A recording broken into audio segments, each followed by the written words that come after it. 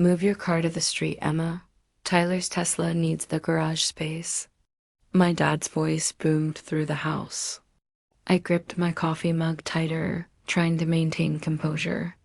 At 32, I still couldn't believe I was having this conversation. Dad, I've been parking in that garage for 5 years. My spot has always been on the left side. I replied calmly. My mother swooped in, her designer scarf floating behind her. Emma, honey, be reasonable. Your brother's car cost him $95,000. It needs protection from the elements. Of course, Tyler's precious Tesla, just like Tyler's precious gaming room, my former bedroom. Tyler's precious pool table taking up half the living room. And Tyler's precious ego taking up the rest of the house. I looked out the window at the approaching storm clouds. Mom, there's a storm coming. My car needs protection too. Oh, please, Tyler interrupted, strolling in with his signature smirk. At 29, my younger brother still acted like the entitled teenager our parents had raised him to be. It's just a Honda Civic, besides I pay rent here. That gives me priority. I almost choked on my coffee. You pay rent? Since when? Started last month, he said proudly. $500. That makes me more of a tenant than you. Our mother beamed at him like he'd just announced he cured cancer. See, your brother is being responsible now. Be a good girl and move your car. I set my mug down slowly, years of frustration bubbling beneath my calm exterior. They had no idea that 2 years ago, when Grandma Marie was moving to her retirement community, she had sold me the house. She knew how our parents favored Tyler, how they'd given him everything while expecting me to be the understanding one. I've been paying the property taxes, I said quietly, and the insurance and maintenance. Well, that's different, Dad waved dismissively. That's just helping out.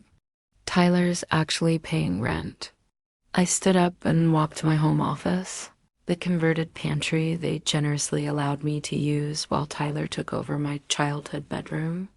Opening my desk drawer, I pulled out a folder I'd been saving for the right moment. You know what? I said, returning to the kitchen. Your right-paying tenants should get priority.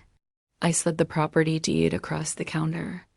As the owner of this house, I think I'll keep my garage spot.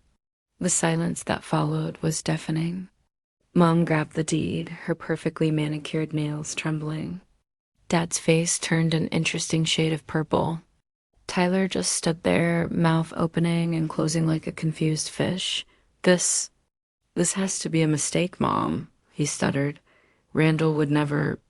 Grandma sold me the house 2 years ago, I said calmly. She knew I'd been saving up. She gave me a fair price, and I've been managing it ever since. I just never saw the need to mention it since everyone was so comfortable with the existing arrangements. But why didn't you tell us? Dad sputtered. I smiled, remembering all the times they dismissed my achievements, minimized my contributions, and prioritized Tyler's whims. I guess I was just being a good girl and not making waves, now that we were talking about tenant rights. The storm outside rumbled ominously. You can't do this, Tyler protested. This is our family home, he insisted. No, I corrected him. It's my home, and we need to have a serious discussion about new rental agreements. But first, I picked up my car keys. I need to make sure my car is safely parked in my garage. The forecast mentions hail. The next morning, chaos reigned. The hailstorm had been brutal, leaving visible dents across Tyler's precious Tesla. He stood in the driveway practically in tears while our parents tried to console him. This is your fault, he shouted, I should mention. I sipped my coffee, watching from the porch. As your landlord, tenants are responsible for their own vehicle protection. Landlord? Mom's voice was sharp. Exactly, I replied. Which is why I've spent 2 years quietly paying all the bills, maintaining the property, and never complaining when you gave Tyler my room, my garage space, and basically every other corner of my house. Dad stepped forward, trying to adopt his reasonable tone. Princess, let's discuss this rationally. Your grandmother clearly didn't understand what she was doing. I have the sales contract, Dad, and Grandma's lawyer as a witness. She knew exactly what she was doing, I said, showing them the text from Grandma from 2 years ago. Tyler frantically examined his car. This is bull. I've been paying rent $500 a month for a 5-bedroom house in this neighborhood. That wouldn't even cover the property taxes, I laughed. Market rate for a room here? $2,000 plus utilities. Tyler sputtered. I can't afford that. Then maybe it's time to find your own place, I suggested. Dad tried another approach. Emma, honey, you're not really going to charge your own brother market rate, are you? After listing the expenses I had covered over the past 2 years, the water heater, roof repairs, property taxes, they quietly realized the truth. I handed out new rental agreements, pay market rate, find a new place, or sit down like a family and discuss respect, boundaries, and fair treatment. Tyler eventually moved into an apartment across town, experiencing independence for the first time. Mom and Dad stayed in the house, paying fair rent and learning boundaries.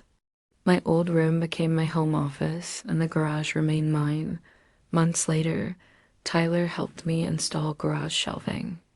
I hated you at first when you showed us that deed, but now I think I needed this. Needed what? Reality, consequences, figuring things out on my own.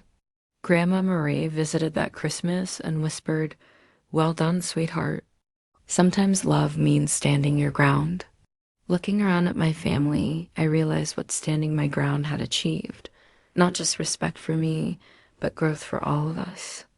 Tyler learned independence. Mom and Dad learned to show love equally. And I learned that setting boundaries doesn't mean losing family. Sometimes it means finding them in a better way.